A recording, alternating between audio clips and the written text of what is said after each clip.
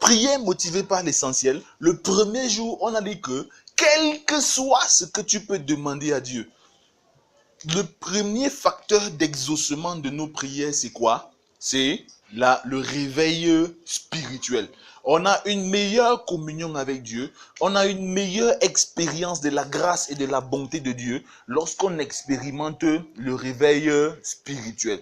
On a dit que le réveil spirituel ne signifie pas parler en langue ou bien devenir riche, n'est-ce pas? Ça, c'est la compréhension des Nigérians ou de d'autres pays du réveil spirituel. Mais bibliquement, le réveil spirituel, c'est le renouveau du zèle.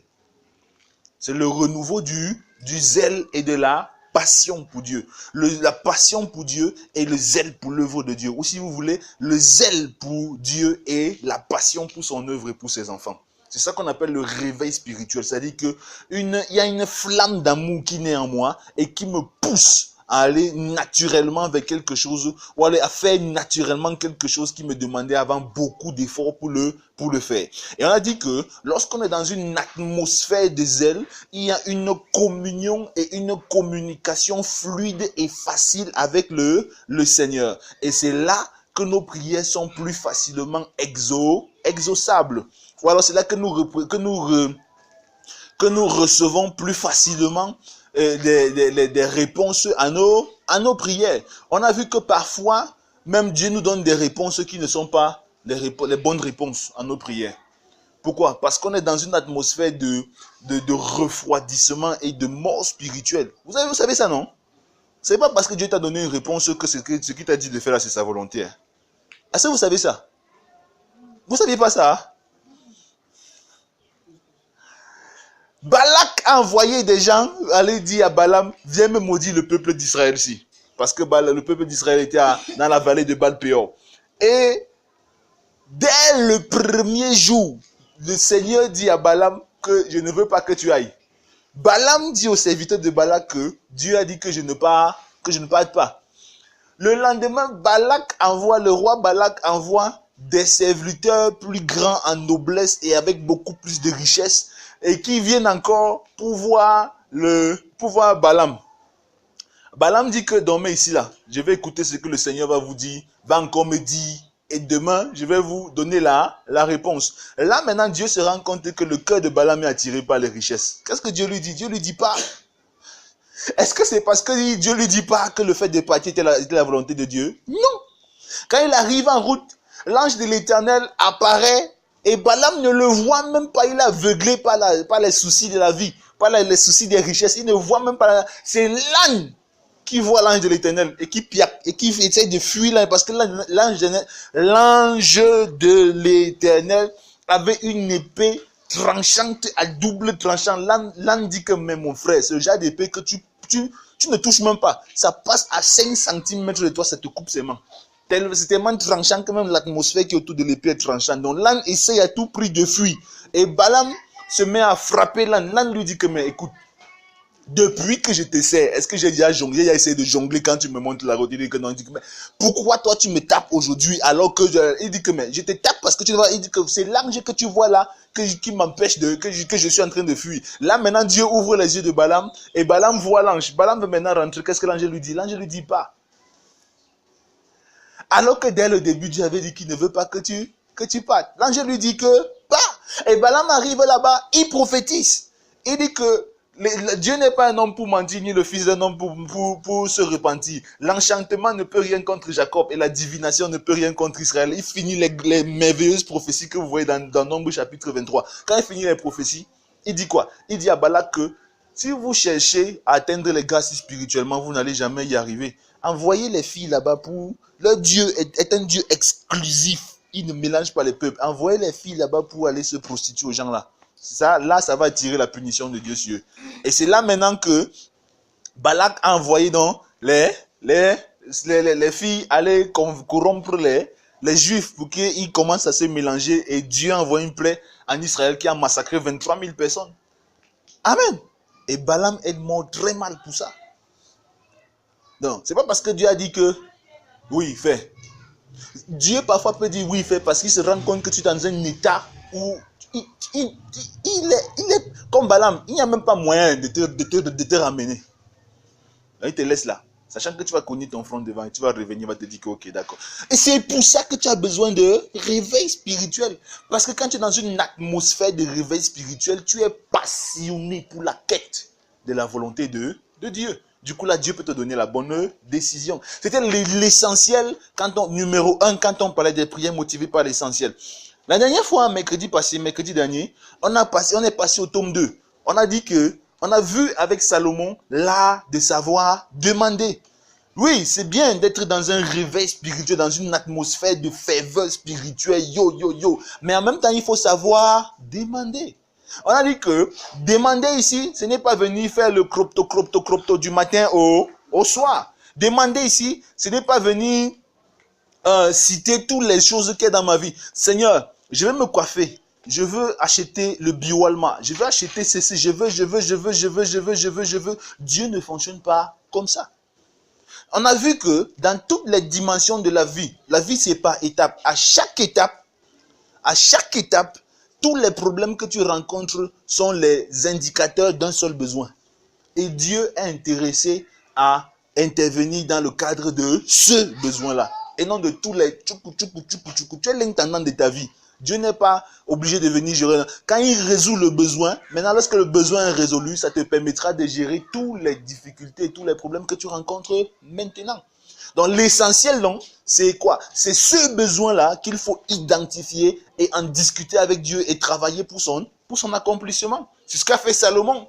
Salomon s'est retrouvé dans une situation compliquée. On a vu que 1/3 de son royaume était acquis à son grand frère Absalom qui est mort. 1/3 de son royaume était acquis à son autre grand frère Adonijah qui s'est proclamé roi. Et lui, il était le petit roi. Il n'avait ni argent, ni prospérité, ni honneur, ni gloire, ni même respect dans son peuple, rien. C'est pas le peuple qui l'a mis là-bas. Le peuple l'a même pas honoré quand on l'a proclamé roi. C'est Nathan et sa mère Bathsheba qui ont forcé pour l'établir roi. Le gars n'avait rien, il n'était rien. Mais qu'est-ce qu'il vient demander à Dieu? Il demande à Dieu la sagesse. Il sait que si Dieu lui donne la sagesse, ça va lui permettre de gérer le reste. D'ailleurs, pas dire Dieu, Seigneur, défends-moi contre mes ennemis. Seigneur, donne-moi la richesse. Seigneur, donne-moi la renommée. Seigneur, donne-moi la prospérité. Seigneur, donne-moi la longue vie. Non, il ne demande pas tout ça. Il dit, Seigneur, donne-moi la sagesse. Parce que si j'ai la sagesse, j'aurai la longue vie.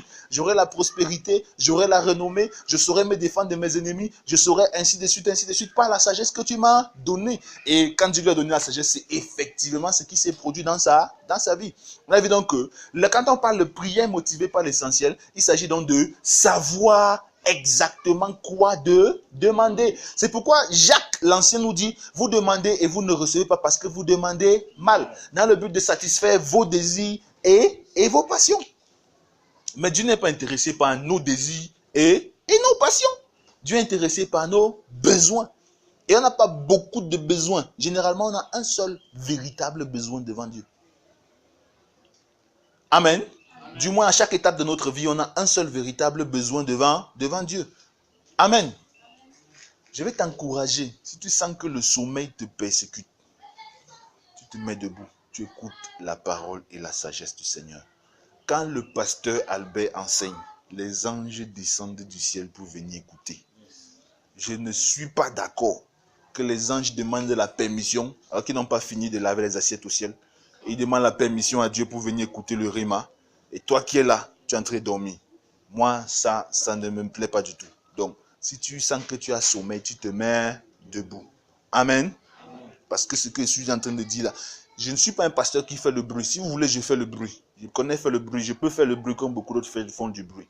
Mais la Bible dit, dans le livre de Jérémie, que les vrais pasteurs, Dieu dit, je susciterai pour mon troupeau des véritables pasteurs. Et comme on les reconnaît, ils enseigneront mes brebis, ils nourriront mes brebis avec la sagesse et l'intelligence. Ce que je suis en train de faire, que je vous communique la sagesse et l'intelligence. Je ne fais pas le bruit.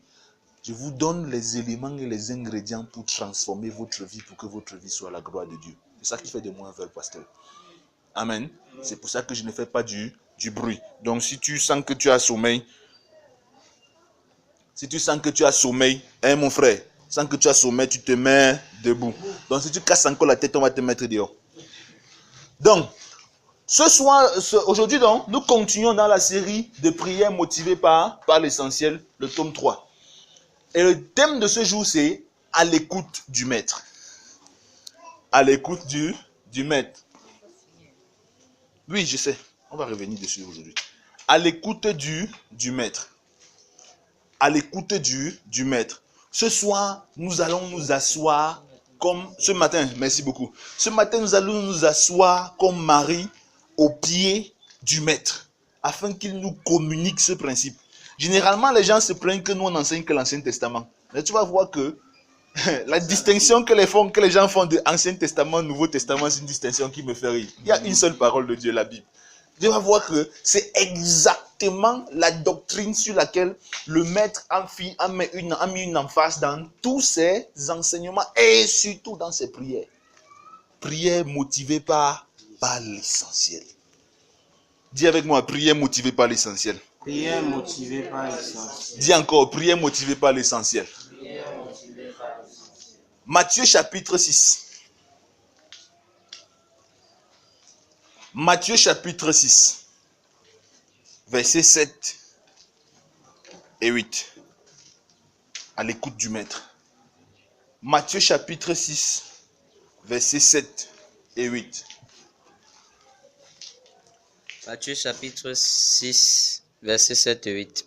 En priant, ne multipliez pas de vaines paroles, comme les païens, qui s'imaginent qu'à force de paroles, ils seront exaucés. Ne leur ressemblez pas, car votre Père sait de quoi vous avez besoin avant que vous le lui demandiez. Amen. Amen. En priant, ne multipliez pas de vaines paroles, comme font les païens. Ils s'imaginent qu'à force de paroles, ils seront exaucés. Mais, quand vous priez, sachez que votre Père sait de quoi. Il sait de quoi vous avez besoin. Et il va certainement vous écouter et vous donner. Première chose que Jésus nous dit, c'est que trop parler, c'est maladie. Amen. Dans la prière, trop parler, c'est maladie. Un chanteur avait dit que trop parler, c'est maladie. Trop parler, c'est maladie. Non, c'est pas lui qui a créé ça, il imite seulement le Seigneur. Trop parler, c'est maladie. Bavarder trop là, tu fatigues les oreilles de Dieu. Il dit que ne multipliez pas les paroles. Le pasteur Albert a souvent été un expert de la multiplication des paroles. Père, je prie que tu me donnes l'eau à boire ce matin. Je prie parce que tu es bon, que tu me donnes l'eau à boire ce matin. Je prie parce que tu es miséricordieux, que tu me donnes l'eau à boire ce matin. Je prie parce que tu es bienséant, que tu me donnes l'eau à boire. Je prie à cause de ton amour immense, que tu me donnes l'eau à boire ce matin. Je prie... Non, écoute, fiston, je sais déjà que tu veux l'eau à boire. Ouais. Jésus dit que ne nous fatiguez pas. Priez l'essentiel. Parfois, je prie pour l'eau à boire comme ça là. Alors qu'en fait, l'eau à boire n'est pas la bonne prière. La bonne prière devait être que je prie pour on dit quoi? La capacité de me projeter et pour l'esprit d'organisation. Parce que si je prie pour l'esprit d'organisation et que Dieu me donne la sagesse d'organisation, demain matin en sortant, je vais prendre de l'eau à boire, mettre dans le sac. Et du coup, je n'aurai pas besoin de prier pour l'eau à boire. Merci pour cet amen. On se comprend. Voilà comment ça marche. C'est ça qu'on dit, priez pas, motivé par l'essentiel. On demande quelque chose que, dans la pensée de Dieu, ce n'est pas à lui de nous donner ça. Nous sommes des rois prêtres, nous sommes des intendants. Je vous ai dit que l'intendance divine n'est pas comme l'intendance humaine. L'intendant, le principe de l'intendance divine, l'intendant de Dieu est quelqu'un qui a pratiquement la liberté de modéliser, de gérer, de structurer, de travailler, ainsi de suite. Dieu ne lui donne que les ingrédients essentiels. Je prends un exemple. Dieu a donné à Adam quoi? La faculté de penser. Et il a dit à Adam, nomme les animaux. Est-ce que Adam priait chaque jour pour demander quel nom il va donner aux animaux? Il avait déjà reçu l'essentiel qui était la faculté de penser. Et donc, avec ça, il utilise pour nommer les animaux. Voilà comment ça fonctionne. Dieu a donné à l'homme la faculté de travailler. Et il a dit cultive le jardin. Est-ce que chaque jour, Adam venait demander à Dieu, Seigneur, si il fait le sillon de 1,5 mm ou si il fait le sillon de 5 mm, lequel des deux va donner? Non. Il utilisait sa faculté de travailler pour créer des solutions. Son besoin, c'était la capacité de travailler. Et Dieu lui a donné cette capacité. Son besoin, c'est la capacité de penser. Dieu la lui a donné. Donc du coup, il n'avait pas besoin de prier pour dire à Dieu, Seigneur, on fait comment avec l'animal ici? Il observait l'animal et il pensait, il définissait une solution. Il disait, on va l'appeler lion. Et c'était tout. C'est ça que j'appelle motivé par l'essentiel. Ce n'est pas Dieu qui va tout te donner. C'est une mauvaise perspective chrétienne. Il ne va pas tout te donner. Il va te donner l'essentiel, ce dont tu as besoin, le principal. Et à partir du principal, tu dois bâtir le reste toi-même.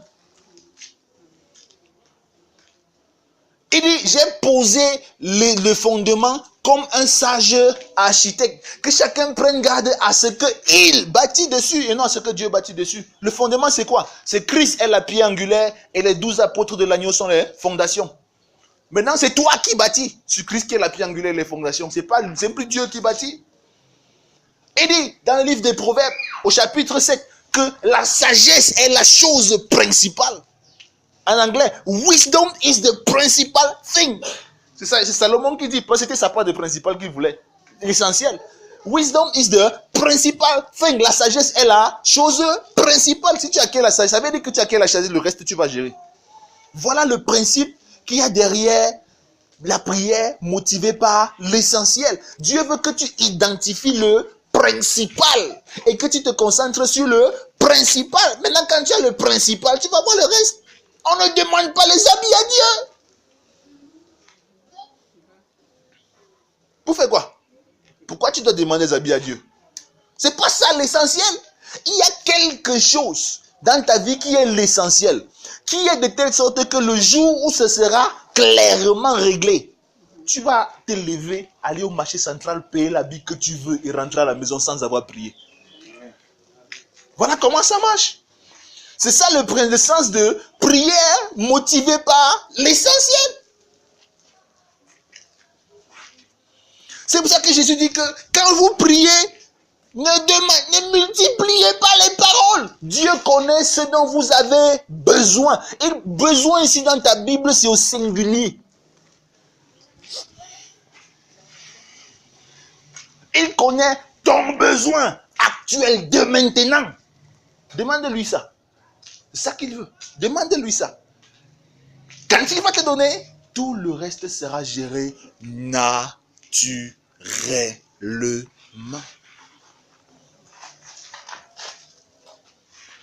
Naturellement. Je vous ai dit que on a pris le cas de Ézéchias.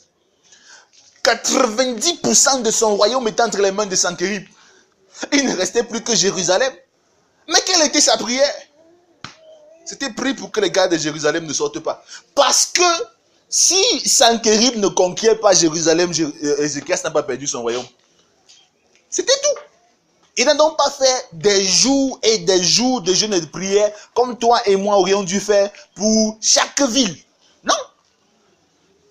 Et qu'est-ce que Dieu a fait? Dieu a exaucé ce besoin. Il a fini, ses enfants ont fini. Les enfants de Sanchérib l'ont tué quand il s'est procédé dans le temple de Dagon. Et plus personne n'est venu en Juda réclamer quoi que ce soit.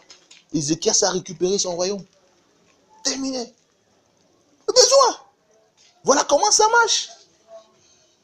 Je vous ai dit que Abraham, Père Abraham, comme j'aime l'appeler, il ne veut pas que Sodome et Gomorrhe soient détruits. Pourquoi? Parce que Sodome et Gomorrhe, son fils, son neveu va devenir pauvre. Puisque les habitants de Sodome et Gomorrhe vivent de quoi? C'est des paresseux. Ça veut dire que c'est l'autre qui leur fournit la viande pour qu'ils mangent. Et ils achètent la viande, ils enrichissent l'autre. Ok, d'accord. Mais en même temps, Dieu a résolu de détruire Sodome et Gomorrhe. Il ne peut pas. La négociation s'avère compliquée. Alors, c'est très difficile de venir commencer à poser les bases du salut par la foi et la doctrine de l'évangélisation et tout ça là. Alors, il attaque Dieu sur un point simple. Dieu, tu es un Dieu juste, non? Il dit oui. Tu vois, dis juste, tu vas laisser la ville, non? Oui. La ville, Abraham savait que la ville devait demeurer stable si elle avait dit juste. Avait dit que quoi? Je ne sais pas comment je vais traduire cette pensée. Le cœur, la clé de l'existence, de la survie des Gomorriens n'était pas les 1 million de pécheurs, mais c'était les 10 justes. L'essentiel, les 10 justes. C'est pour ça qu'ils négocient pour les 10 justes, l'essentiel. Et non pour les 1 million de pécheurs. Alors qu'en fait, il veut sauver les 1 million de pécheurs. Jacob, il a derrière lui Laban. Laban a tracé la ligne. Que le jour où tu traverses la ligne, il coupe ta tête. Devant lui, il y a son frère qui avait dit que donc c'est parce qu'on l'appelait Jacob qu'il a passé sa vie à me frapper. Je vais le couper. Donc, derrière lui, il y a Laban qui en veut à sa vie. Devant lui, il y a Jacob qui veut finir avec lui. Le gars est coincé. Sa propre famille, ces 2 femmes ne s'en sortent pas. Ces 2 sœurs qui se détestent cordialement et chaleureusement. Le gars ne sait pas comment il va gérer. Il se retrouve coincé. Il n'y a personne qui peut le soutenir. Et il s'en va à la bataille de Péniel. Mais qu'est-ce qu'il demande à Dieu? Bénis-moi. Il ne dit pas, interviens dans ma famille. Que l'esprit de paix entre dans ma famille. Et que l'esprit de division s'en aille. Au nom de Jésus-Christ de Nazareth. Père, je prie que la faveur me précède. Père, je prie que mon frère. Père, je prie que ça monte, ça descend. Non. Il dit que bénis-moi. Pourquoi? Parce qu'après avoir examiné et analysé, Jacob se rend compte que s'il a la bénédiction, il a tout le reste. Pourquoi? Parce que quand Dieu donne une parole, bénédiction c'est quoi? C'est béné et dicta. C'est-à-dire qu'une déclaration de te faire du bien. Si Dieu déclare qu'il va te faire du bien, alors il va te précéder partout où tu es pour que cette parole se réalise. Donc, du coup, si Dieu me précède, il est dans ma famille. Il est dans mes affaires avec mes frères, il est dans mes affaires avec tout le monde. Si Dieu est là, attends, quand Dieu approuve les voies d'un homme, il dispose en sa faveur même ses ennemis. Donc, du coup, si Dieu est là, ça va. Et Dieu, je ne peux pas dire que Dieu est tombé dans le piège.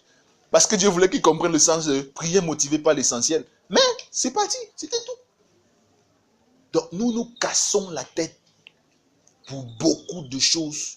Nous passons pour nous ça paraît spirituel de passer 4 heures de temps pour prier pour une chose. De passer 8 heures de temps pour prier pour 38 sujets de prière de nos vies. Alors que Dieu voit qu'on est en train de se fatiguer pour rien. Jésus dit, ne multipliez pas les paroles. Ne multipliez pas les paroles. Ça, c'est les païens. C'est les gars qui ne comprennent même pas d'abord qui est Dieu. Ne multipliez pas les paroles. Votre Père connaît quel est votre besoin. Amen. Le principe de l'essentiel, j'ai toujours dit ce principe et je vais encore le rappeler, c'est que tous les domaines, tous les défis de ta vie actuelle, tu as une seule vie. Donc tous les éléments qui gravitent autour de toi, tous les défis que tu rencontres maintenant se rattachent à un seul véritable besoin que tu as. Si tu parviens à identifier le besoin et à te concentrer sur le besoin, lorsque le besoin sera réalisé complètement, toutes les autres choses, tu pourras les réaliser sans stress. Sans stress. Toutes les autres choses, tu pourras les réaliser sans stress. Toutes les autres choses, tu pourras les réaliser sans stress. Anne a passé des années à demander des enfants à Dieu. Que quelqu'un dise, lisons la Bible. Elle a passé des années à demander des enfants à Dieu, comme Pénina avait aussi des enfants. Mais elle a analysé.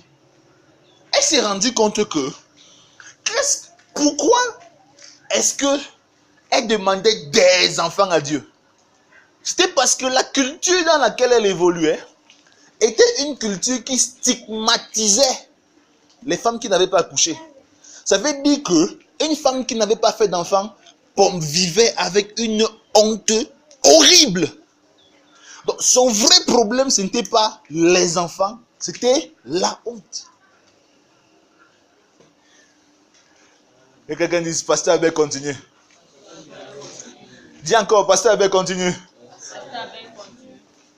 Bien. Son vrai problème n'étant pas les enfants, mais la honte, elle découvre qu'il y a une seule un seul besoin, le besoin d'enlever la honte dans sa vie. Quelle est la différence entre, quel est l'ennemi, l'adversaire, le contraire de la honte? C'est l'honneur. Elle dit donc à Dieu que, ok, c'est-à-dire que pour me débarrasser ma vie de la honte qui me gangrène, je vais te donner mon premier fils à ton service. Pourquoi? Parce que si mon fils te sert, je serai honoré. Amen. C'était ça son problème. Elle a résolu le problème du déshonneur en consacrant son premier fils à Dieu. Qu'est-ce qui s'est passé? La Bible dit que l'année suivante, donc sa prière jusque-là n'était pas motivée par l'essentiel. L'année suivante, le ventre a discuté à la place avec la Bible, Samuel est sorti.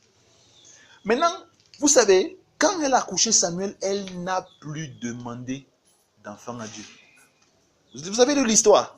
Elle n'a plus demandé d'enfant à... Le principal était déjà géré. Mais Dieu lui a donné des enfants, des fils et des filles. Veux ou veux pas, il veut te donner. Son problème était à gérer. L'essentiel. Pourquoi est-ce que Jésus nous encourage à rechercher l'essentiel? Première raison, parce que le Père connaît le besoin. Avant que vous ne le découvriez. Ce n'est pas vous qui montrez votre besoin au Père. Le Père connaît déjà le besoin. C'est vous qui découvrez le besoin. C'est pourquoi il dit allez directement là-bas. Parce que c'est là-bas que le Père vous attend pour vous exaucer. Hein mon frère? C'est là-bas que le Père t'attend pour t'exaucer. Donc vas-y direct. Il connaît le besoin avant toi. Il t'attend au niveau de ce besoin pour t'exaucer. Donc, découvrir le besoin et prier le besoin, c'est te mettre en accord avec Dieu. C'est te mettre en accord avec Dieu. C'est pourquoi Jean l'apôtre a dit que si nous demandons quelque chose selon sa volonté, il nous écoute. Amen. Et nous écoute. Et si nous savons qu'il nous écoute, quel que soit ce que nous avons demandé, nous savons que nous possédons ce que nous avons demandé. L'assurance de la prière. 1 Jean chapitre 5, verset 14-15. Dieu connaît le besoin avant que je ne le découvre. Il m'attend là-bas parce que c'est là-bas qu'il veut exaucer. Parce que c'est là-bas qu'il veut exaucer. Il priait selon le besoin, selon l'essentiel, c'est me mettre en accord de pensée et d'action avec lui. Et prier le besoin garantit l'écoute et la réponse de Dieu. On a vu le cas de Anne. Elle a prié fatiguée, con. Elle a prié pendant de nombreuses années, rien. Mais le jour où elle a identifié le besoin, elle a prié le besoin, elle a obtenu une réponse du Seigneur.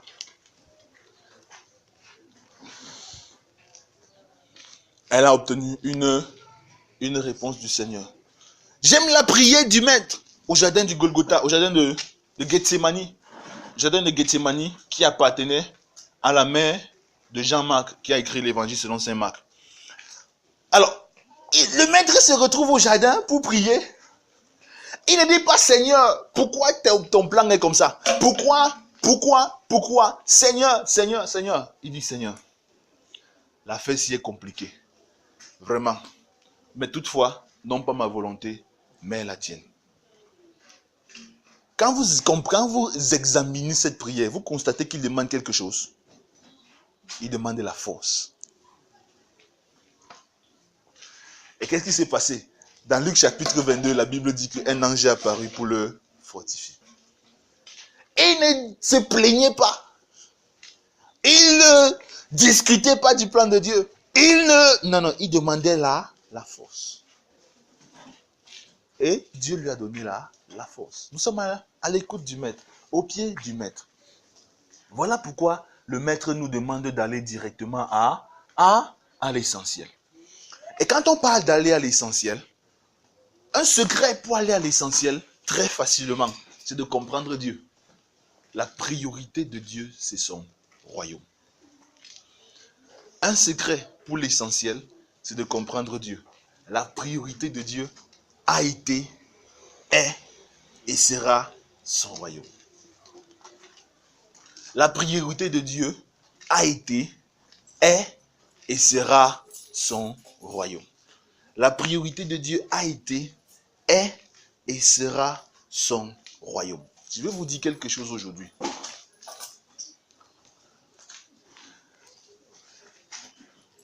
En vérité, je vous le dis.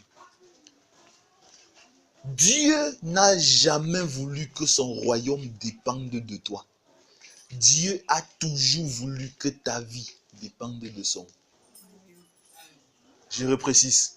Dieu n'a jamais voulu que son royaume dépende de toi. Mais Dieu a toujours voulu que ta vie dépende de son. Nous avions l'habitude de dire, Seigneur, prie. On priait, Seigneur, donne-moi le travail. Comme ça, quand j'aurai le travail, je vais pouvoir soutenir l'avancement de ton royaume. C'est une fausse prière. Le royaume de Dieu doit dépendre de toi. Ça veut dire que le jour où tu n'as pas le travail. Et maintenant, si tu as le travail, l'enfant tombe malade. Le royaume de Dieu se ralentit parce que toi, tu dois d'abord gérer les affaires de ta famille. C'est une fausse prière. Il dit quoi? Notre Père qui est aux cieux, que ton nom soit sanctifié. Et après? Avant, donne-nous aujourd'hui notre pain de ce jour. Mais aujourd'hui, non, on commence par donne-nous aujourd'hui notre pain de ce jour avant d'aller à que ton règne vienne. La priorité de Dieu a toujours été, est et sera toujours son royaume. Le raisonnement chrétien d'aujourd'hui, c'est nous d'abord, le royaume de Dieu ensuite. Le royaume de Dieu est manifesté sur terre aujourd'hui par l'église, le corps de Christ, la communauté de Christ. Pas seulement l'église TDA, mais le corps du Christ dans son ensemble. C'est lui qui représente aujourd'hui le royaume de Dieu. Mais nous faisons nous d'abord et le corps de Christ ensuite. Et nous avons développé des théories pour ça. Non, quand tu touches ton salaire, tu dois d'abord mettre ta famille à l'aise. Tu dois d'abord mettre telle chose à l'aise. Et maintenant, dans le surplus qu'il y aura, tu détermines maintenant ce que tu peux apporter pour l'œuvre de Dieu. Horrible. C'est pas biblique. Excusez-moi. C'est pas, en tout cas, ce n'est pas la mentalité de Jésus.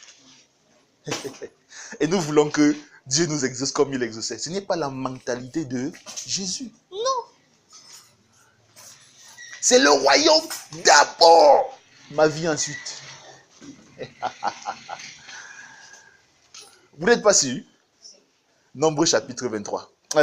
Matthieu chapitre 23. Je ne sais pas si tu ouvres Matthieu chapitre. Je vais te démontrer. Nous sommes au pied du maître. Et nous allons recevoir la leçon du maître ce matin. C'est le Seigneur Jésus qui nous enseigne en personne. Matthieu chapitre 23. Matthieu chapitre 23. Tu lis dans Matthieu au chapitre 23. Versets 16 à 19. Matthieu 23, verset 16 à 19. Matthieu 23, verset 16 à 19. Oui. Malheur à vous, conducteurs aveugles, Oui. qui dites, si quelqu'un jure par le temple, ce n'est rien. Attends un peu, s'il te plaît. Souligne dans ta Bible conducteur aveugle. Voilà. Oui, continue. Mais si quelqu'un jure par l'or du temple, il est engagé. Insensé et aveugle, lequel est le plus grand, l'or ou le temple qui sanctifie l'or? Si quelqu'un, dites-vous encore, jure par l'autel, ce n'est rien. Mais si quelqu'un jure par l'offrande qui est sur l'autel, il est engagé. Aveugle, lequel est le plus grand offrande, l'offrande ou l'autel qui sanctifie l'offrande? Amen. Amen. Jésus a fini avec les pharisiens. Insensés, aveugles, conducteurs bizarres, ainsi de suite. Pourquoi? Je vais vous dire ce que les pharisiens enseignent. Ils disent que si tu jures par le temple, c'est des bobards. Mais si tu jures par l'or qui est sur le temple, là tu es engagé. Jésus lui a dit, écoutez, qu'est-ce qui fait la différence entre l'or qui est sur le temple et l'or qui est dans la maison d'Hérode? Qu'est-ce qui fait la différence? Aidez-moi. C'est le temple. C'est le temple qui consacre cet or. En d'autres termes, le statut de cet or est déterminé par le temple. Le statut de cet or est déterminé par le temple. Le statut de ce qui est sur l'autel est déterminé par l'autel. Ce n'est pas ce qui est sur l'autel qui donne de la valeur à l'autel. C'est l'autel qui donne de la valeur à ce qui est sur l'autel. Vous m'avez compris? Ce n'est pas ce qui est... Voici l'autel, non? Voici le laptop dessus. Ce n'est pas à cause de ce laptop que cet autel est quelque chose de précieux. Non. C'est à cause de cet autel que ce laptop est précieux. Et c'est ça qui fait la différence de ce laptop et le laptop qui est dans la poche là-bas. Donc si tu voles le laptop qui est dans la poche là-bas, tant pis. Mais si tu voles le laptop qui est sur l'autel, tu es dans de sérieux problèmes. Et vous voyez comment cette vérité s'applique à nos vies. Nous avons malencontreusement enseigné les gens en disant que non. C'est nos vies d'abord. Et Dieu ensuite. Et Jésus nous repose la question. Qui doit dépendre de qui? C'est ta vie qui doit dépendre du royaume ou c'est le royaume qui doit dépendre de ta vie? C'est ta vie qui doit déterminer l'avancement du royaume ou c'est l'avancement du royaume qui doit déterminer ta vie?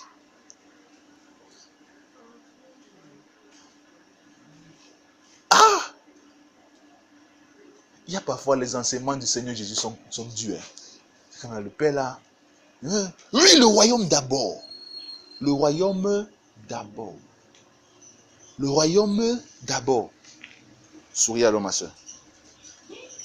Le sourire rare sur les lèvres de certaines personnes disent que le pasteur a fini ça, il va dire que portez tout votre argent, vous venez mettre à l'église. Vous n'avez pas l'intention. Le statut de l'or est déterminé par le statut du temple. Le statut de l'offrande est déterminé par l'autel sur lequel il est posé. Donc, ma vie et mon statut sont déterminés par le royaume dans lequel je suis. Ma vie et mon statut sont déterminés par le royaume dans lequel je suis. Si le royaume est petit, ma vie sera petite. Et si le royaume est grand, ma vie sera grande. C'est faux d'attendre que ma vie soit d'abord grande avant de chercher à rendre le royaume grand, ma soeur. Quelqu'un dit ça, c'est matinée Rima. C'est faux d'attendre que ma vie soit d'abord grande avant que le royaume soit grand. Non, c'est la grandeur du royaume qui apporte de la grandeur à ma... Ok, il y en a qui ne sont pas encore très convaincus. Si vous lisez dans 1 Roi chapitre 10 verset 27, 1 Roi chapitre 10 verset 27, la Bible nous dit, pasteur, que Salomon a rendu l'or et l'argent aussi habituels à Jérusalem qu'on considérait l'or et l'argent comme des pierres. Amen. Alors, regardez ce qui se passe. Dieu n'a pas dit qu'il va rendre riches tous les habitants de Jérusalem. Mais il a dit à Salomon que je te donnerai la sagesse et je t'enrichirai. Mais plus Salomon grandissait en richesse, plus les habitants de Jérusalem grandissaient en richesse. Vous voyez le principe? Plus Salomon s'enrichissait, plus les habitants de Jérusalem s'enrichissaient. Donc, plus le royaume était prospère, plus on avait des riches au pays. C'est ça, non? Plus le royaume prospérait, plus on avait des riches au pays.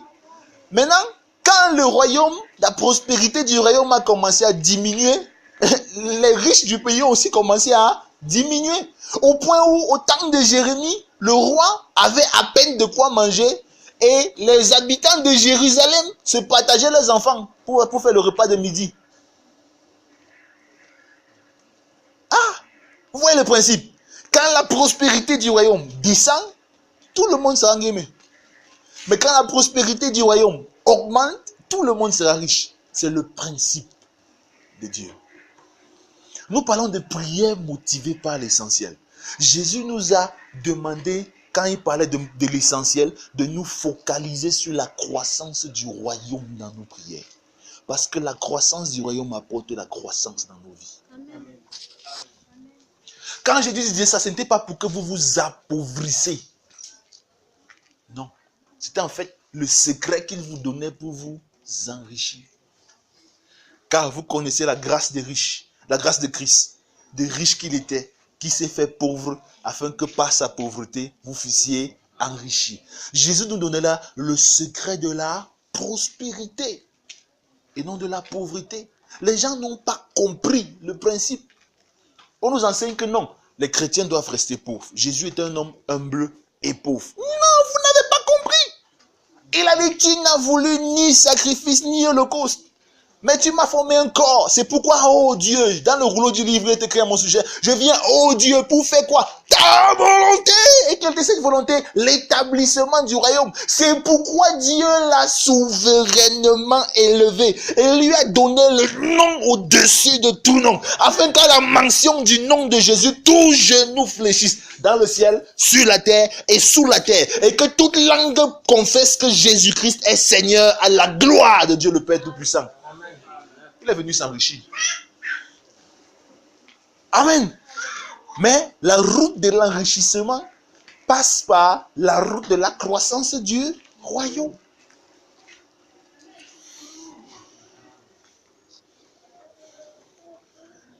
Alors, quels sont les secrets qu'il nous a donnés pour identifier davantage le besoin? J'en ai donné quelques-uns mercredi.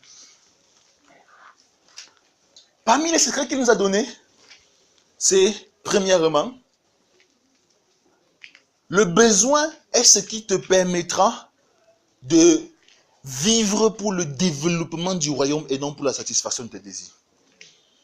Le besoin dans ta vie est ce qui te permettra de mieux te focaliser sur le développement du royaume que sur la satisfaction de tes désirs.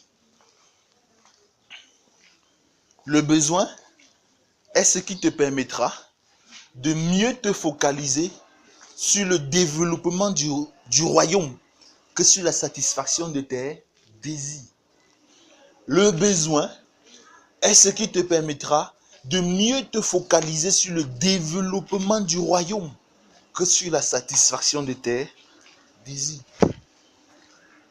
Le besoin est ce qui te permettra de mieux te focaliser sur le développement du royaume que sur la satisfaction de tes désirs.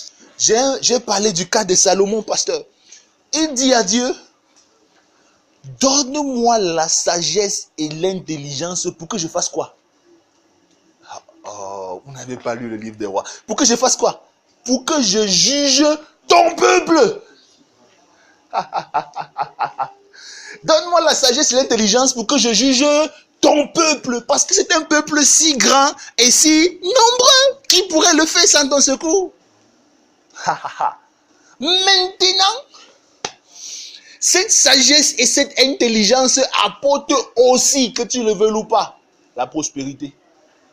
Apporte aussi, que tu le veuilles ou pas, la paix et la tranquillité. Apporte aussi, que tu ne veuilles ou pas, la victoire contre tes ennemis. Apporte aussi, que tu le veuilles ou pas, la renommée. Apporte aussi, que tu le veuilles ou pas, ainsi de suite. Mais il avait demandé la sagesse pour gouverner le peuple de Dieu. Royaume d'abord. Royaume d'abord. Royaume d'abord. Royaume d'abord. C'est le péché d'Adam et Ève. Et c'est dans ce péché que nous tombons toujours. Au lieu de chercher à faire grandir le jardin d'Éden, ils ont cherché à être comme Dieu. Satisfaction de quoi? Leurs désirs et leurs besoins. Et ils se sont retrouvés là où ils ne devaient pas se retrouver. Dit que l'arbre, le fruit de l'arbre était beau à manger, agréable à la vue et précieux pour ouvrir l'intelligence. Non, ce n'était pas ça le problème. On leur avait dit cultiver et garder. Terminé. Ils devaient plutôt demander davantage de grâce pour mieux cultiver et garder. Ils sont partis chercher ce qui devait essayer de leur ouvrir l'intelligence. Qu'est-ce que je suis en train de dire? Je ne suis pas dans l'évangile du fait que... Non, tu vas acheter une voiture, tu es libre d'acheter ta voiture, Fred. Tu es libre d'acheter ta voiture, ta Hyundai ou bien ta Nissan Qashqai, il n'y a pas de problème. Ta Ferrari, il n'y a pas de problème. D'abord, la voiture n'a même pas besoin. Mais quand tu parles du besoin à Dieu, identifie ce qui va favoriser la promotion et la croissance rapide du royaume. C'était le principal de Jésus. Pourquoi? Parce que plus mon Père est grand, plus je suis grand. C'est aussi simple que ça. Plus mon Père est grand, plus je suis grand. Si tu n'as rien compris, comprends cela aujourd'hui. Plus ton Père est grand, plus tu es grand. Donc, cherche à faire grandir ton Père. Si tu cherches à grandir indépendamment de ton Père qui est aux cieux, là, tu as court-circuité ta vie. Tu vas te retrouver là où Adam et Ève se sont retrouvés. Ils ont cherché à grandir sans le Père. Non, le Père qui est aux cieux, on ne s'en débarrasse jamais. Amen. Plus ton Père est grand, plus tu es grand. La règle est simple. Le besoin, ça c'est un autre point. Le besoin toujours selon Christ est ce qui te permettra de vivre pour le bien des autres et non pour ta propre joie. C'est ce qui te permettra de vivre pour le bien des autres et non pour ta propre joie. Et vous savez que les grands dans ce monde dominent les peuples, ils sont assis dans les palais des rois. Mais le Fils de l'homme est venu, non pour être servi, mais pour servir et donner sa vie à rançon de plusieurs. Et il est devenu un esprit qui donne la vie. Il a donné sa vie, il est devenu un distributeur automatique de vie. Amen. Il a donné sa vie et en résultat, il est devenu un distributeur automatique de vie. Quand on dit que distributeur automatique de vie, ça veut dire que tu n'entres pas au paradis sans sa permission. Amen. Et ça veut dire que le diable ne peut pas s'approprier ta vie comme il veut. Il possède la clé de la mort et du séjour des morts. Il a le droit d'intervenir partout et de distribuer la vie où il veut, quand il veut, comme il veut, ainsi de suite. Le Christ qui est en toi est un distributeur de vie. La prochaine fois que tu vois quelqu'un qui est mort à côté de toi, ressuscite-le. Amen. Pourquoi? Il a fait d'abord donner une vie. Cherchez le bien des autres. Je vous ai enseigné récemment que ta vraie richesse n'est pas ce qui est en banque. C'est ce que les gens ont consommé. Je vous avais enseigné ça. Vous vous souvenez? Aline, on est ensemble. Ta vraie richesse n'est pas ce que tu as gardé. Ta vraie richesse n'est pas les maisons que tu as bâties. Ta vraie richesse, c'est ce que les gens ont consommé. On est dans la Bible, non? Que dit Luc chapitre 12? Luc chapitre 12. Ils sont où? Luc chapitre 12. Luc chapitre 12. Versets 20 et 21 dit quoi? Luc chapitre 12, versets 20 et 21. Mais Dieu lui dit, homme dépourvu de bon sens, cette nuit même, ton âme te sera redemandée, et ce que tu as préparé, pour qui cela sera-t-il? Voilà quelle est la situation de celui qui amasse des trésors pour lui-même et qui n'est pas riche pour Dieu. Amen. C'est l'histoire de ce gars qui a cotisé, il a 18 millions à la BICEC, il a 27 millions à Freeland First Bank et il a 35 millions à EcoBank. Il s'est dit, ok, bon, j'ai suffisamment d'argent et il a investi les actions à CNN, il a investi les actions dans les grandes entreprises, les grandes boîtes du monde. Il s'est dit, bon, j'ai suffisamment d'argent pour vivre pour le restant de mes jours. Donc, je vais maintenant passer mon temps à vivre dans la joie et dans la célébration. Jésus lui dit qu'il est un pauvre. Dieu le voit comme un pauvre. Parce qu'aujourd'hui même, il va mourir et tout l'argent là lui aura servi à quoi? À rien. À rien. Et ainsi de suite. Je vous ai enseigné que dans l'Ancien Testament, il dit que celui qui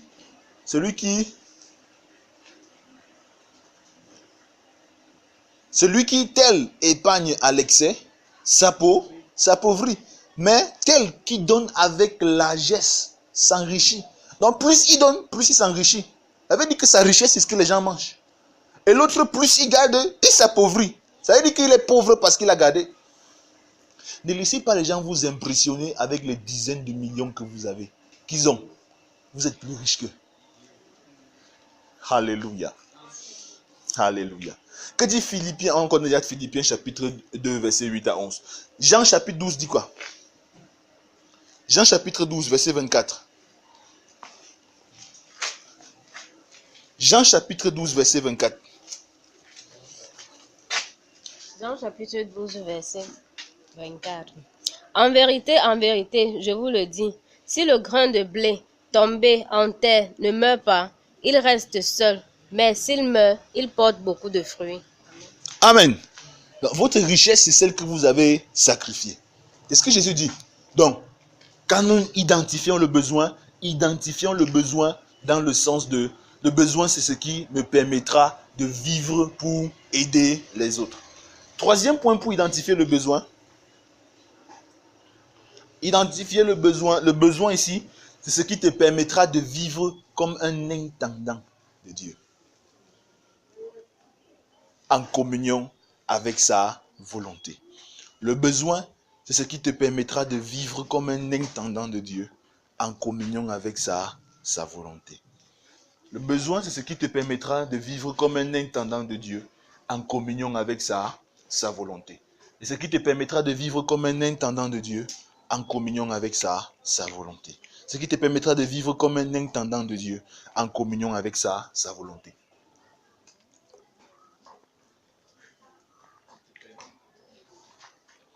Vivre comme un intendant de Dieu en communion avec sa volonté. Nous avons dit que, après avoir défini le sacerdoce royal, nous avons conclu que les rois prêtres, c'est une génération de personnes qui sont des intendants de Dieu en communion avec la volonté de Dieu. Nous avons vu dans la parabole des talents que le gars à qui on a donné un talent, il a gardé le même billet de 10 000 qu'on lui avait donné. Il n'a même pas changé de billet. Il a conseillé, il n'est pas venu dire qu'on a volé, il n'a pas mangé, il n'a pas jonglé, il n'a pas frappé l'argent de son maître. Mais il a quand même été emprisonné pour avoir gardé l'argent de quelqu'un. Pourquoi? Parce que ce qu'il a fait n'était pas en communion avec la pensée de son maître. Ce n'était pas en accord avec la pensée de son maître. Dieu ne s'attend pas seulement à ce que nous soyons des intendants, mais que nous soyons des intendants en accord avec la pensée de Dieu, c'est-à-dire qui fonctionne exactement comme Dieu aurait fonctionné s'il était à notre place et qui pense exactement comme Dieu pense.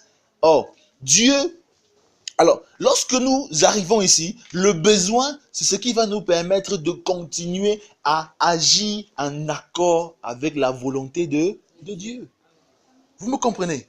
C'est pour ça que dans Luc chapitre 22, verset 40 à 44, j'ai parlé de cet exemple, Jésus se retrouve au jardin de Gethsémane. Nous sommes au pied du maître pour prendre des leçons. Il sait que la volonté de Dieu, c'est que quelqu'un meure pour le salut de l'humanité. Il sait qu'il a été choisi pour mourir pour le salut de l'humanité, mais c'est compliqué. Alors, quel est le véritable besoin? Le véritable besoin, c'est qu'il a besoin que Dieu le fortifie. C'est pourquoi il demande la force à Dieu dans la prière que nous connaissons tous. Vous voyez un peu? Il ne fuit pas. C'est son rôle d'intendant de gérer le mandat qui lui a été donné jusqu'au bout. Et il a accepté. Maintenant, il doit le gérer en accord avec la volonté de Dieu. Et la volonté de Dieu veut qu'il soit suffisamment et méchamment torturé. C'est pas évident pour un homme. Alors, si c'est pas évident pour lui de savoir qu'il sera méchamment torturé, alors qu'est-ce qu'il a donc besoin de quoi? Il n'a pas dit, Seigneur, fais qu'il diminue la force de la chicotte. Il n'a pas dit, Seigneur, fais qu'on accélère le processus que je mets en 2 heures de temps. Il n'a pas dit, non. Il a dit, donne-moi là. Le besoin, c'était là. Et un ange est apparu pour le fortifier. Luc chapitre 22, verset 40 à 44. Toute sa vie, dans ses enseignements et dans tout ce qu'il faisait, Jésus était motivé par l'essentiel. Dans sa prière, Jésus était motivé par l'essentiel. Il ne recherchait que l'essentiel. Parce qu'il savait que lorsque l'essentiel est garanti, tout le reste viendra. Et c'est ça qui se trouve dans la règle d'or, couronnée dans Matthieu chapitre 6, verset 33. Cherchez premièrement le royaume de Dieu et sa justice. Et tout le reste vous sera donné par-dessus tout. Ça, c'est Jésus. Très cohérent dans sa doctrine. Et Jésus recherchait également l'essentiel, même dans ses prières. Analysons quelques prières de Jésus qui se retrouvent dans le Nouveau Testament. Nous allons voir que Jésus a fait la même prière du début à la fin. Premièrement, dans Jean chapitre 17. Jean chapitre 17, c'est la prière rapport que Jésus a faite. C'est tout le chapitre, presque tout le chapitre. La prière rapport que Jésus a faite. Si vous analysez la prière que Jésus a faite, vous verrez que la prière de Jésus se révèle en 3 points principaux. Seigneur, révèle ma gloire dans la vie de mes serviteurs. Sanctifie mes serviteurs et conduis-les à marcher dans l'amour. Voilà les 3 points. La révélation de la gloire de Dieu par Christ, la sanctification de ce que Dieu a appelé par la parole et l'amour, qu'ils grandissent dans l'amour. L'amour de Dieu, l'amour du prochain. Voilà les 3 points principaux qui constituent le statut de sa prière. Quand il partait, il a dit aux apôtres, dans Jean chapitre 14, verset 16, il dit, quand je vais arriver au ciel, je prierai le Père pour vous. Et il vous enverra un autre consolateur. Le consolateur vient pour faire quoi? 3 choses. Toujours dans les enseignements de Christ. 3 choses. Premièrement, il vient pour être le témoin de Christ. Le royaume d'abord. La même chose. On a vu dans révèle ma gloire en eux. C'est quoi? Le royaume d'abord. Ensuite, sanctifie-les. C'est quoi? Salut, sauve-les par ta grâce. Ensuite, conduis-les à l'amour. C'est quoi? Manifeste ton amour, la plénitude de l'amour de Dieu en eux. Maintenant, quand le Saint-Esprit vient, la première chose qu'il vient faire, c'est quoi? Il vient rendre témoignage de mon nom. C'est quoi? Le royaume d'abord. Que ce soit au non-chrétien, que ce soit au chrétien. Il vient rendre témoignage de la vérité de l'évangile non chrétien. Et il vient conduire les chrétiens dans toute la vérité. C'est quoi le royaume d'abord? Deuxième chose, il vient pour apporter pour être le consolateur des croyants. Il est avantageux pour vous que je m'en aille. Parce que quand le consolateur sera venu, il vous conduira, il vous apportera. Il vient pour nous consoler. C'est quoi? C'est la manifestation de la grâce. Troisième chose que le Saint-Esprit vient, c'est qu'il vient pour créer l'amour dans vos cœurs. Mais le fruit de l'Esprit, c'est l'amour, la paix, la joie, la douceur. Tu vois que c'est la même chose. Dans le Notre Père qui est aux cieux, que ton nom soit sanctifié et que ton règne vienne, ainsi de suite. Nous connaissons tous la prière. Mais si nous décortiquons cette prière, nous verrons que ça commence par quoi? Quand il finit l'action de grâce et l'adoration, ça commence par quoi? Que ton règne et que ta volonté soit faite sur la terre comme le royaume d'abord. Ensuite, donne-nous aujourd'hui notre pain de la grâce. Ensuite, pardonne-nous nos offenses comme nous pardonnons aussi à ceux qui nous ont l'expression de l'amour. Même chose. Le royaume, la grâce, l'amour. Le royaume, la grâce, l'amour. Le royaume, la grâce, l'amour. Il n'a jamais changé son schéma. L'essentiel. Et ce sont les 3 choses essentielles dont tout chrétien a besoin. Le royaume, la grâce, l'amour. Tout le christianisme est bâti sur les 3 éléments-là. Le royaume, la grâce, l'amour. Le royaume, la grâce, l'amour. Le royaume, la grâce, l'amour. Le royaume, la grâce, l'amour. Maintenant, d'accord. Quand les apôtres, quand ils partent, ils laissent d'abord les 12 apôtres de l'agneau.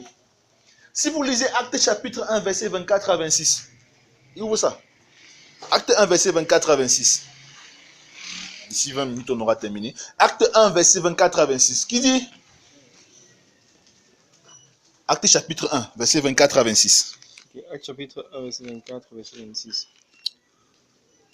Puis il fit cette prière. Seigneur, toi qui connais les cœurs de tous, désigne lequel de ces 2 tu as choisi, afin qu'il ait part à ce ministère et à cet apostolat que Judas a abandonné pour aller en son lieu. Il tirait au sort et le sort tomba sur Matthias, qui fut associé aux apôtres. La première prière que les apôtres ont élevée dans la Bible, c'était pour que la volonté de Dieu des 12 apôtres soit faite. Parce que l'église devait être bâtie sur les 12 colonnes. La toute première prière qu'ils ont faite était pour que les 12 colonnes de la volonté de Dieu soient établies. La toute première prière. La deuxième prière qu'ils ont faite, dans Actes chapitre 4, versets 29 et 30, c'était « Étends ton royaume ». Étends ton royaume. Il dit que maintenant, Seigneur, étends ta main pour qu'il se fasse des signes et des prodiges au nom de ton saint serviteur Jésus, afin que les gens croient. Quoi? Étends ton royaume. Les apôtres de Jérusalem, du début à la fin, étaient focalisés sur le royaume. C'était tout pour eux. Kingdom, le royaume. Ils vivaient et ils mouraient pour le royaume. Ils vivaient et ils mouraient pour le royaume. Aujourd'hui, nous on vit et on meurt pour la voiture. Pour les femmes. Et pour d'autres choses qui ne sont pas l'essentiel du tout. Pourquoi? Ils avaient compris leur maître. Ils avaient compris que si le royaume s'établit, eux, ils seront peinards. La Bible les appelle les 12 colonnes de la cité de Jérusalem. Dans Jérusalem, c'est qui va parler fort, qui va leur parler fort? Personne. Ils sont... Mais attends, il y a même une tradition catholique qui dit que c'est Pierre qui est aux portes du paradis. Il y a rien dans la Bible qui justifie ça, mais c'est des gars. Pas les histoires que nous aujourd'hui on dit qu'on est prophète là. Non. L'apôtre Paul a également prié. Quelqu'un avec moi? Est-ce que quelqu'un est avec moi? Tu es avec moi là? Hein? Tu me suis? L'apôtre Paul a prié. On est ensemble la ligne. Il a prié dans le livre d'Éphésiens et dans le livre de Colossiens. Dans le livre d'Éphésiens au chapitre 3, il dit, c'est pourquoi je plie les genoux devant Dieu. Au chapitre 1, je plie les genoux devant Dieu, le Père, qu'il vous donne un esprit de sagesse et de révélation. La première chose qu'il demande, c'est quoi? Un esprit de sagesse et de révélation.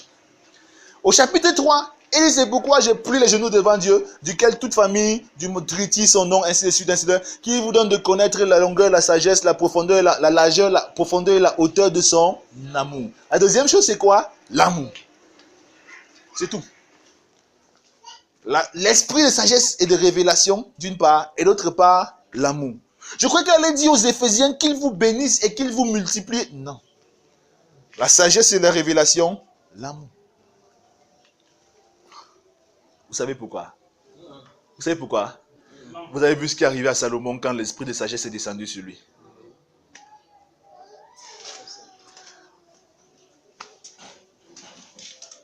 Qu'est-ce qu'il arrive aux Colossiens? Aux Colossiens, au chapitre 1, verset 9, il dit, c'est pourquoi je prie que Dieu vous remplisse de toute espèce de sagesse et d'intelligence spirituelle. En d'autres termes, qu'il vous donne l'esprit de sagesse et d'intelligence. Alors, l'esprit de sagesse et d'intelligence, c'est toujours l'esprit de sagesse et de révélation. C'est le même esprit. Pour que ce qui est arrivé à Salomon vous arrive. Pour que ce qui est arrivé à tel vous arrive. Vous commencez à comprendre. Et il ne prie pas. Aux Colossiens, il allait déjà prier pour l'amour. Mais comme Epaphras a rendu témoignage que l'amour était manifeste en eux, il les a encouragés à continuer à vivre dans l'amour. Deux préoccupations. Esprit de sagesse et de révélation d'une part, et amour d'autre part. Pour l'amour, vous allez voir ça, Colossiens 1, verset 4. Et pour l'esprit de sagesse et d'intelligence, vous allez voir ça au verset 9. Sagesse et intelligence et amour. Tu vas donc voir que même l'apôtre Paul, chacun d'entre eux était focalisé sur une seule chose. L'apôtre Paul, lui, avait compris que s'il y a l'esprit de sagesse et de révélation en toi, et que si tu es mature dans l'amour, car ta vie, ce n'est qu'une question de temps. Ce n'est qu'une question de temps pour que la gloire de Dieu se manifeste de manière exceptionnelle dans ta vie. C'est ce qu'il avait compris. Et la bonne nouvelle pour vous, c'est que le don principal de votre pasteur, c'est l'esprit de sagesse et de révélation. Amen. Donc, vous voyez donc que la prière de ces hommes était des prières essentielles, étaient des prières focalisées.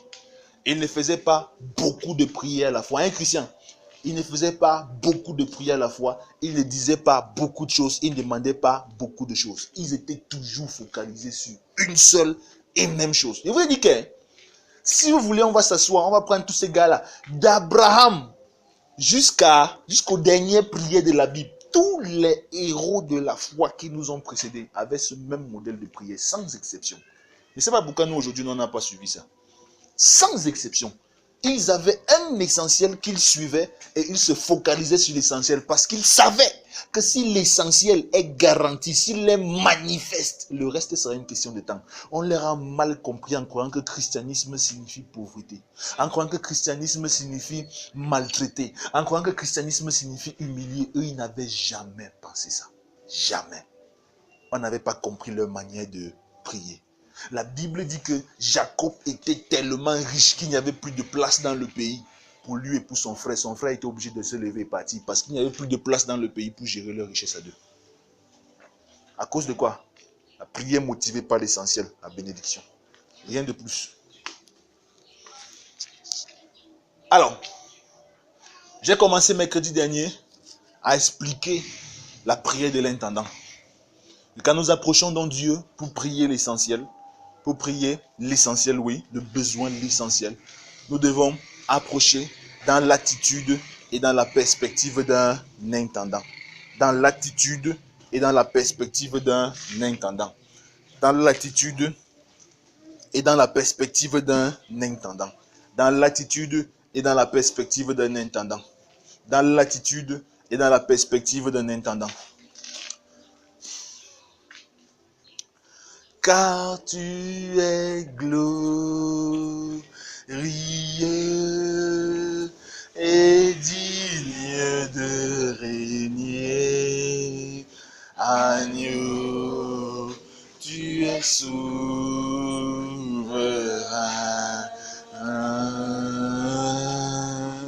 Nous élevons nos voix pour t'adorer. Agneau, tu es souverain.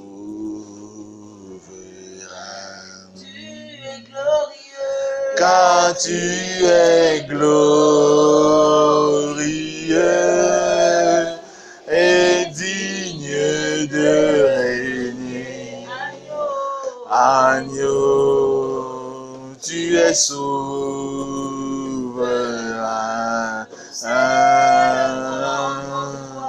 Nous élevons nos voix pour t'adorer. Agneau, tu es souverain.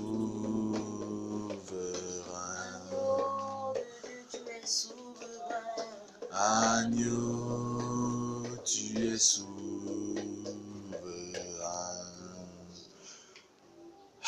Gloire à ton nom, Seigneur. Gloire à ta majesté. Ta splendeur est grandiose et ta bonté est illimitée. Merci, Seigneur, d'avoir déversé sur nos vies une telle grâce. Une telle grâce, Seigneur, de la promesse, des grâces de l'accomplissement dans nos vies, des grâces sûres que tu as promises à David. Oui, Père, tu es notre Dieu. Nous t'apprécions et nous t'honorons. Au nom de Jésus-Christ. Amen. Veuillez vous asseoir, s'il vous plaît. Alors, la prière du roi prêtre.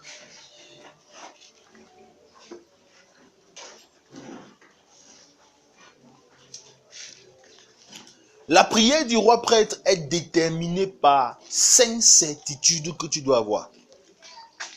5 certitudes que tu dois avoir. 5 certitudes que tu dois avoir. 5 certitudes que tu dois avoir. 5 certitudes que tu dois avoir. Dis avec moi les certitudes. Dis encore certitude. Dis encore certitude. Ouais, tu dis comme quelqu'un qui est fatigué, chargé. Dans une atmosphère de gloire où les anges du Seigneur sont en train d'acclamer le Seigneur pour la révélation, tu dis certitude comme si tu n'avais pas mangé depuis le matin. Dis encore certitude. Certitude. Voilà, ça commence à venir. Première des certitudes. Quand tu pries l'essentiel, la première certitude que tu dois avoir, c'est la certitude d'avoir été accepté.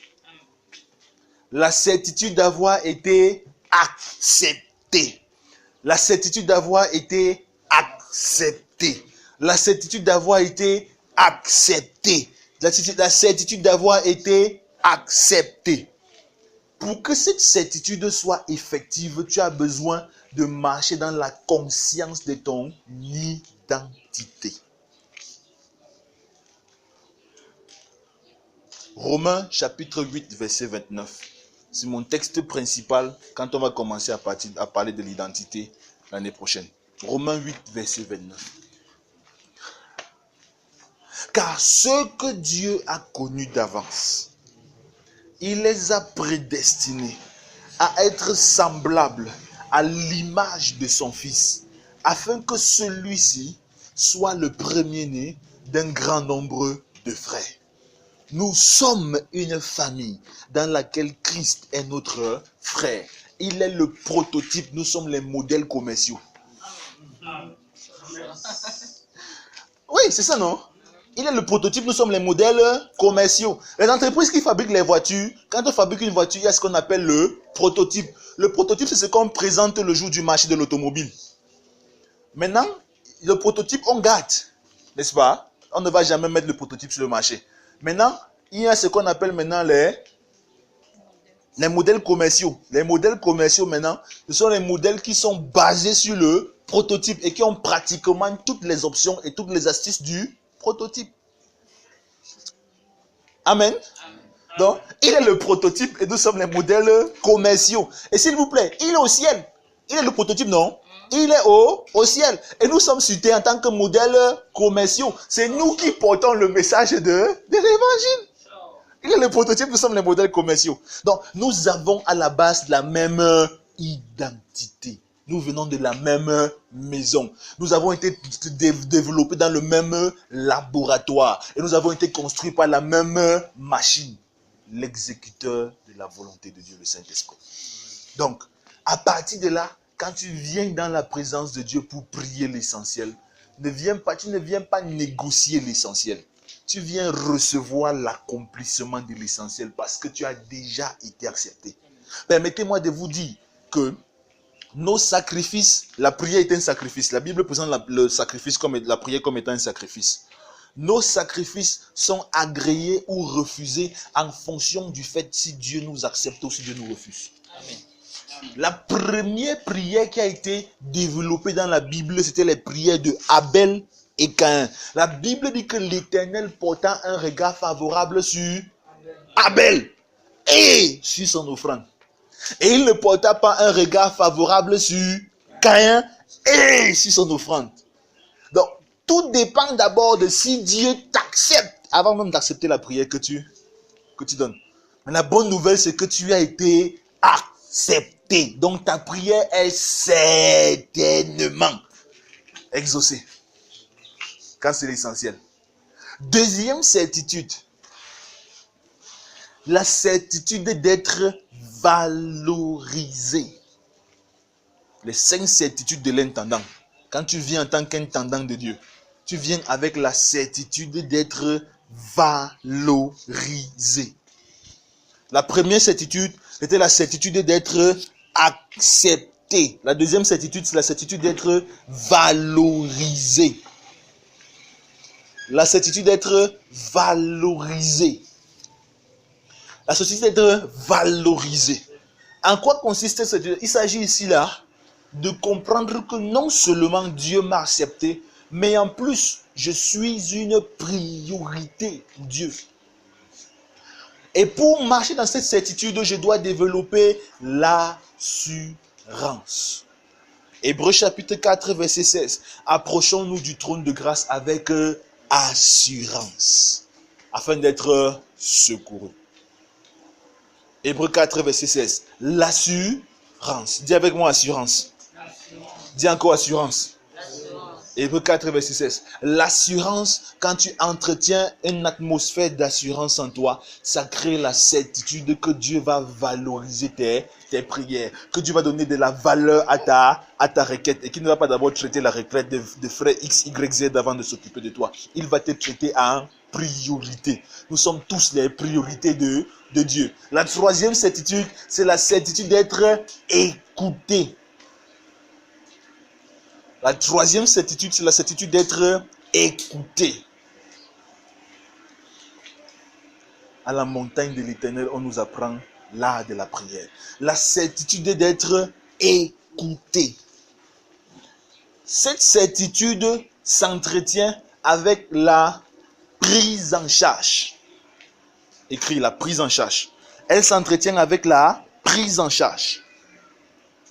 Dans Jean chapitre 15, verset 16, il dit, ce n'est pas vous qui m'avez choisi, les gars, mais c'est moi qui vous ai choisi et qui vous ai établi afin que vous portiez du fruit et que votre fruit demeure. C'est pourquoi, si vous demandez quelque chose à mon Père, il vous le donnera à mon nom.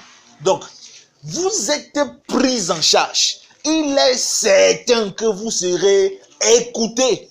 Parce que ce n'est pas vous qui avez fait l'effort de venir jusqu'ici. C'est moi qui suis allé vous trouver dans la boue et qui vous ai pris pour venir vous mettre ici, là, pour vous écouter. Donc, il est certain que tu seras écouté. Amen, frère. Amen. La certitude d'être écouté. Quatrième certitude, la certitude d'être répondu. En Marc, j'avais donné un enseignement, toujours ici au tabernacle de l'Alliance, et j'avais dit que Dieu n'a jamais promis qu'il va exaucer tout le temps nos prières, mais il a promis qu'il va répondre tout le temps à nos prières. Amen. Et la quatrième certitude dont nous avons, c'est la certitude d'être répondu, qui est différente de la certitude d'être exaucé. Parce qu'il peut arriver que nous rations le mobile dans la prière, que nous rations le motif dans la prière, ou que nous ne comprenions pas certains éléments qui rentrent en compte. Alors Dieu va nous répondre. La certitude d'être répondu. Je vais vous donner cet exemple que j'étais parti, je me souviens, c'était en mars ou avril 2013. Et nous, on voulait déménager de là où on était, on était espoir, on voulait déménager. Et je suis parti prier pour que Dieu pourvoie. Il dit que Père, ton fils bien-aimé est venu pour te demander la provision pour que vous partiez. Il a dit que tu ne peux pas partir maintenant. Et c'est la réponse. Il dit que, mais elle va partir maintenant comment? Il dit que non, parce que l'argent n'est pas encore disponible. Il dit que beaucoup d'argent, beaucoup de temps après que j'ai compris la révélation de Dieu quand il disait que l'argent n'est pas encore disponible, mais comment l'or et l'argent appartiennent à Dieu? Il ouvre sa bouche pour me dire que l'argent n'est pas encore disponible. C'était pour dire que dans le calendrier de l'ordonnancement spirituel des choses, ce n'était pas encore le temps pour que je déménage. Et maintenant, il m'a donné un signe. Il m'a dit que quand tel signe va se réaliser, tu sauras que l'argent est disponible, déménage. Et c'était en mars et en juillet, le signe s'est réalisé.